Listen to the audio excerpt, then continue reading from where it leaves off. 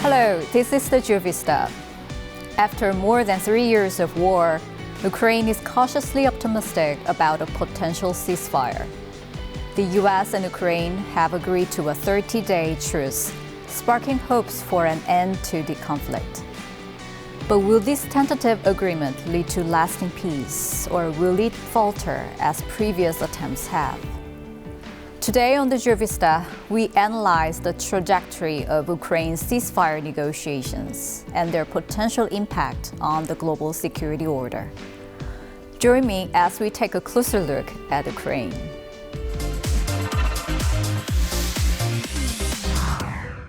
Above everything else, he wants the war to end, and I think today Ukraine has taken a concrete step in that regard. Ми готові зробити такий крок. Сполучені Штати Америки мають переконати Росію зробити це. On March 11th, at a high-level meeting in Jeddah, Saudi Arabia, the U.S. and Ukraine issued a joint statement announcing Ukraine's readiness to accept a U.S. proposed 30-day interim ceasefire. This ceasefire aims to halt all hostilities across land, sea, and air. In response, the U.S. agreed to resume military aid and intelligence sharing with Ukraine, which had been suspended since earlier diplomatic tensions. Additionally, both sides have agreed to revive discussions on a mineral resources agreement that had previously derailed after the U.S.-Ukraine summit fell through. This proposed deal envisions joint investment in Ukraine's mineral wealth, with the United States gaining access to revenues from these resources. While the agreement underscores U.S. support for Ukraine's pursuit of security guarantees, it does not explicitly provide such assurances. Now, the key question is whether Russia, a direct party to the war, will agree to the deal. President Putin has expressed conditional support for the idea of a ceasefire, but there are still unresolved issues before committing to the agreement. He also hinted at the possibility of a phone call with President Trump to discuss the details of the ceasefire. This suggests that Moscow is not ready to immediately accept the 30-day ceasefire proposal. For Russia, the ultimate goal extends beyond a temporary truce. It seeks a permanent ceasefire that formally recognizes the Ukrainian territories it has occupied over the past 3 years as part of Russia. Additionally, Moscow insists on international recognition of its sovereignty over Crimea and 4 regions of Ukraine that it annexed after 2022. However, this directly contradicts Ukraine's position. Kyiv acknowledges Russia's de facto control over these areas, but rejects their de jure annexation, while Washington is taking a flexible approach, prioritizing a ceasefire now and leaving territorial disputes for future negotiations. This strategy underscores the significant divide between Ukraine and Russia on the issue of territorial sovereignty. At the same time, the fact that President Trump, who campaigned on ending the Ukraine war, is leading these negotiations puts additional pressure on Russia.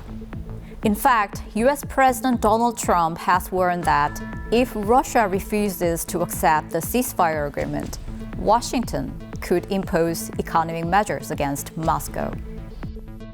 I can do things financially that would be very bad for Russia. I don't want to do that because I want to get peace. President Zelensky also continues to pressure Russia, stating that everything now depends on Moscow's decision. Сьогодні залежить все від того, чи хоче Росія припинення вогню і тиші, або вона хоче продовжувати вбивати людей. Despite these developments, President Putin visited the Russian military command in Kursk and emphasized the importance of reclaiming all Russian territories occupied by Ukrainian forces. This marks Putin's first visit to Kursk since the war began, a move widely seen as a demonstration of Russia's military resolve and a signal of its commitment to achieving its objectives on the front lines. Moscow might think it's pressing home a military advantage. So for the time being, Russia can sit back and wait. Everybody is saying the ball is in Putin's court. That also means that Russia has the initiative. Meanwhile, tensions on the battlefield between Ukraine and Russia have escalated even further. Both sides are intensifying their offensive to secure the most advantageous positions before a ceasefire and to gain leverage in the negotiations. Russia, in particular, is demonstrating strong confidence in the war. On March 11th, the Russian Defense Ministry announced that it had recaptured 12 villages in Russia's Kursk region, which had been under partial Ukrainian control since last August.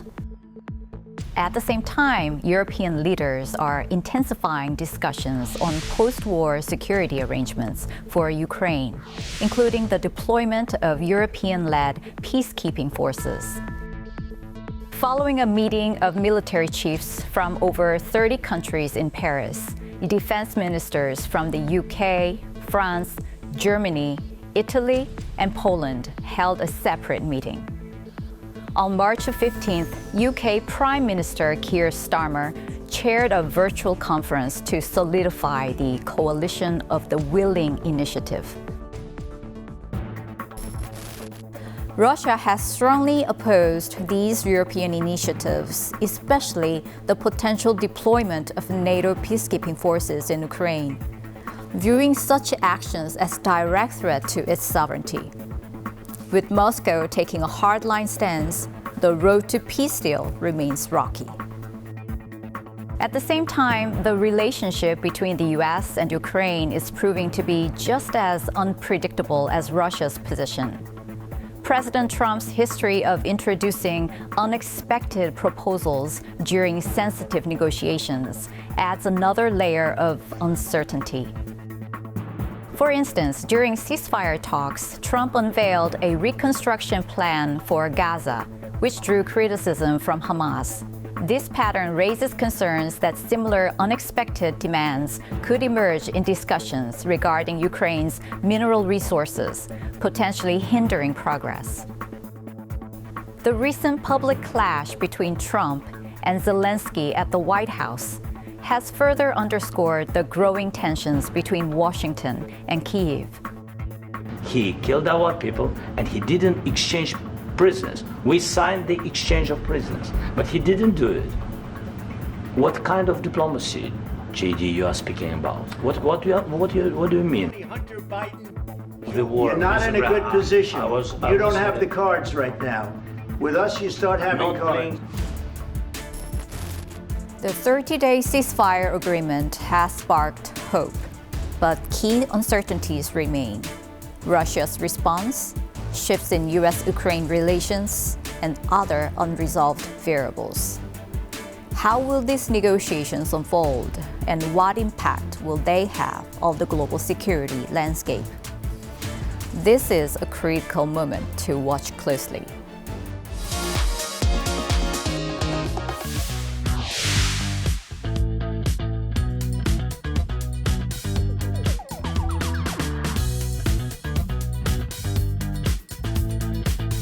We've just examined how the ongoing ceasefire negotiations for the 3-year-long war in Ukraine are unfolding. Now we shift our focus to the broader implications, how President Trump's transactional diplomacy is shaping international relations, and what the post-war global order might look like. Joining us in the studio is Professor Jeon Jae-sung from Seoul National University, Department of Political Science and International Relations. Welcome to the studio, Professor. Thank you for having me in this great program. So President Trump, he is reshaping the global order in a certain way, and possibly how he approached to end the Ukraine war highlights his transactional diplomacy. So can you briefly explain how Trump's view on the Ukraine war differ from Biden's?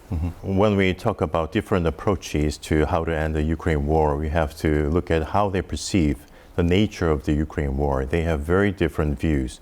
The first view is that The Russian invasion of Ukraine is totally illegal. They want to conquer the territory of a foreign country for the reason of geopolitical interests. But the current international order is based on the fundamental norms of territorial integrity and national sovereignty. So to conquer the territories of other countries is totally illegal from the perspective of international politics and international law. So we can say that Russia's invasion is against the international law, the very basic norms, even though Russia is a permanent member of U.S. Security Council who has the responsibility to uphold the international order.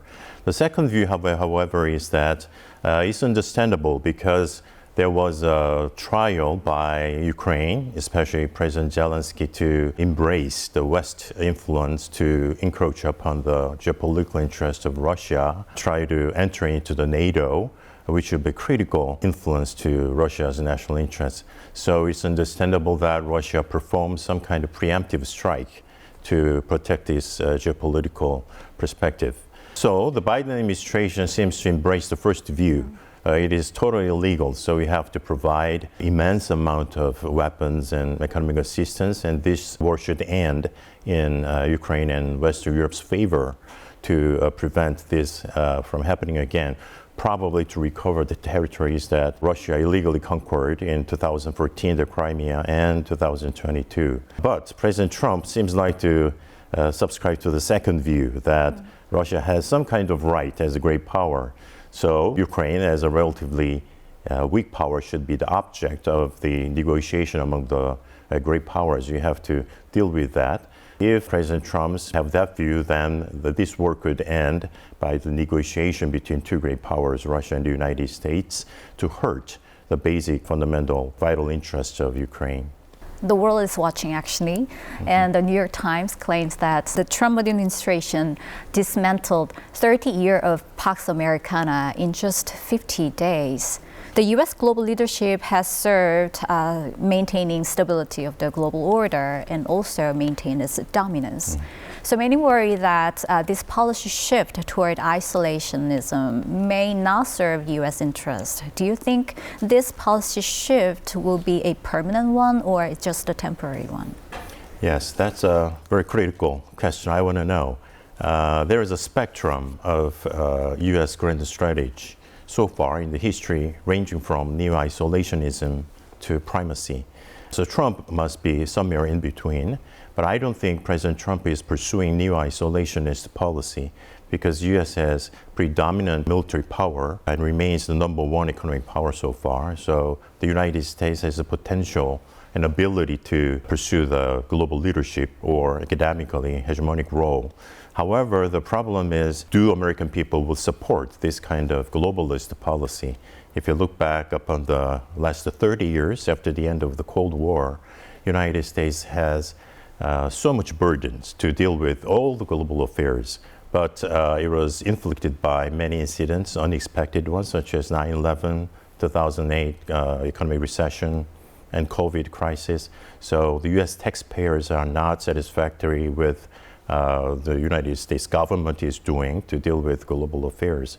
So President Trump thinks that we should be rewarded for our leadership, and there is a serious economic domestic problems such as growth rate, declining middle power, job loss, immense inflow of immigrants. So that was a target of President Trump's campaign last year. So we'll see if President Trump pursues a very effective global policy which will satisfy U.S. taxpayer, then after Trump, there might be a reinvigoration of U.S. hegemonic policy to deal with all the global affairs. However, if the United States, all the public and the main decision makers in the administration try to pursue a more selective engagement policy, then there might be a retreat and retrenchment from major areas such as Europe and Middle East, and they focus on the most vital interest, which will open the arena for other powers such as Russia and China. So we'll see. It will persist for at least 4 years, but after President Trump, there might be more realist-minded Republican candidate or some Democratic ideas to pursue the more globalist policy. Like you said, there must be some geopolitical interest behind this policy shift. So in that regard, some argue that the Trump administration is pursuing reverse Kissinger strategy that is aligning with Russia for the time being in order to counterbalance China. How do you perceive this perspective? Yes, that's a very interesting observation. There was a dynamics in trilateral relations between the United States, China, and Russia, the former Soviet Union, and President Nixon and Henry Kissinger tried to change the dynamics in trilateral relations from the end of 1960s. So try to isolate USSR and have a strategic alignment with China, the Maoist China. And after that, there was 4 decades long favorable agreements, relations between the United States and China. However, there were preconditions. At that time, there was a Sino-Soviet conflict from the end of 1950s, so they didn't get along for a long time. And China has the potential to balance against the Soviet Union at that time, and China has a strategic objective to pursue a favorable relations with the United States, which was realized in Deng Xiaoping's reform from 1978. However, if you look at the current situation, Russia and China has a very good relations. There was an agreement about no limit friendship just before the Ukraine invasion, so in 2022. So even though China doesn't support Russia's invasion of Ukraine openly, but there was a transfer of technology and a lot of materials. So they are very good, relations between them. And there is a deep-rooted distrust between U.S. and Russia these days. So I don't know if Russia will trust the United States for the future, even though Trump thinks that they have a personally good relations with Putin. But that's totally different if there is a congruence in national interest. And more than anything else, at that time, Nixon and Henry Kissinger has a very keen strategic mind to deal with all those situations. However, I'm skeptical of President Trump's ability to do all this strategic work. So we'll see if President Trump is very much strategically minded, then he will try to do some counterbalancing strategy against China by having a good relations with Russia. But that's some kind of theoretical so far. Despite such complexities in this game, Right. many argue that Russia may be the biggest winner under Trump. So if the U.S. retrenchment from the European countries, if that is true, then it can embolden Russia's expansion of influence in that region. Right. Do you think there will be a security repercussion because of this policy change? Yeah. That's very important. I think we are at a crossroad. If United States does not support European powers, then Russia will be emboldened to do more aggressive things, not just against Ukraine, but against Baltic states and Poland, which will threaten the congruence of NATO in the future. But in the history, especially after the end of the Cold War, United States pressed European countries to raise their military expenditure at least to 2% of GDP annually, but European countries did not respond for various reasons, including economic hardships, all those things. So until Biden administration, there was a request from United States to do something more to the European countries. However, there was a limit. Even after President Trump is doing more coercive policies toward Europe, then there might be some changes. However, if, as you said, Trump pursues some neo-isolationist policy and try to retreat from Europe, then European countries should think about their own way of defending themselves, such as making their own security institutions, NATO without the US, enhancing strategic autonomy. These days, France talk about Eurobomb, meaning that France will provide a nuclear extended deterrence to Poland and Eastern European countries. I don't know if France and UK has sufficient nuclear power to do so, but this is a very critical moment. If United States try to retreat from European security architecture, then European countries should do something which is very much independent from the US scheme. So if that happens, then the transatlantic alliance will be very much weakened or even fall apart. Then Leslie, let's talk about South Korea, which is also a critical ally in this region. Well, many South Koreans worry that Trump's transactional approach can somehow have an impact on allied posture on the Korean Peninsula because of his deal-making approach, which may play out similarly to South Korea.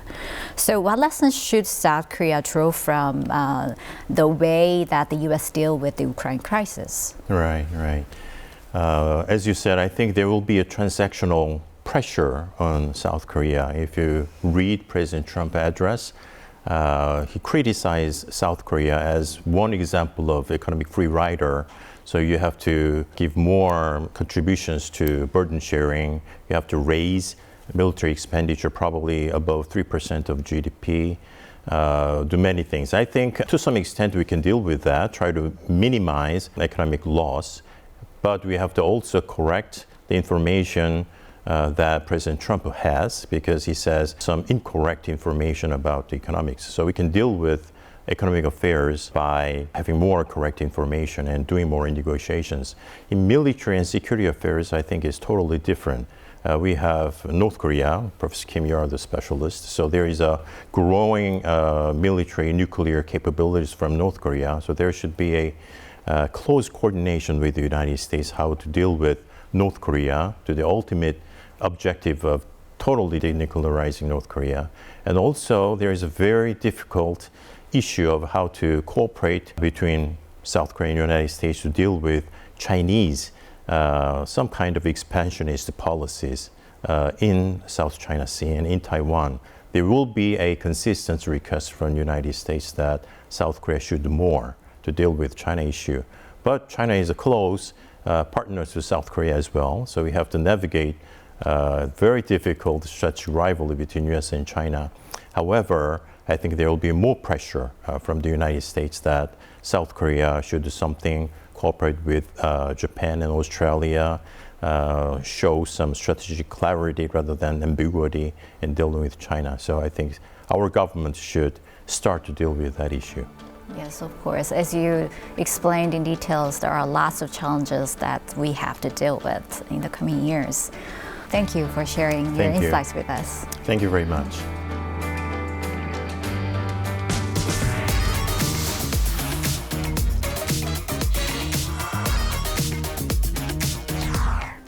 Photographs are records shaped by light and time. As we decipher the meaning captured in an image, there are new perspectives to be found. Join me as we dive into the stories told through photographs today. On March 14th, Vice Foreign Ministers from China, Russia, and Iran held talks in Beijing to discuss Iran's nuclear program. The meeting took place as Iran resumed the production of highly enriched uranium, and President Trump reinstated his maximum pressure policy on Tehran. While Trump has proposed reopening negotiations, Iran has made it clear that negotiations will not take place as long as sanctions remain. Given that the U.S. unilaterally withdrew from the Iran nuclear deal in 2018, any attempt to resume negotiations carries significant meaning. However, the talks are expected to be complex as they could involve not only discussions about sanctions relief and the suspension of Iran's nuclear program, but also address other issues such as resolving missile threats. On March 13th, Russian President Vladimir Putin announced that while Western companies are welcome to return to Russia, they will not receive any special privileges. Behind closed doors, negotiations with some foreign firms are ongoing, and Putin hinted any energy cooperation deal with the U.S., suggesting that such a partnership could facilitate the resumption of Russian gas supplies to Europe. Putin's remark about not offering incentives could be a strategic message to show Russia is not desperate. At the same time, resuming gas export could be part of a broader strategy to regain influence over Europe's energy market, potentially leveraging geopolitical dynamics to Russia's advantage.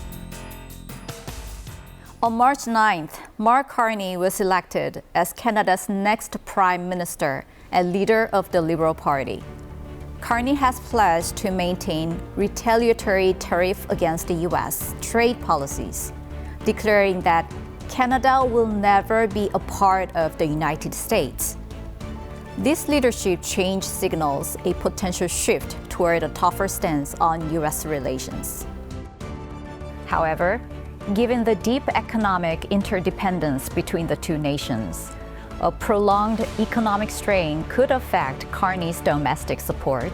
It remains to be seen whether Canada will seek trade diversification to offset tensions with the U.S. or find a way to de-escalate the dispute.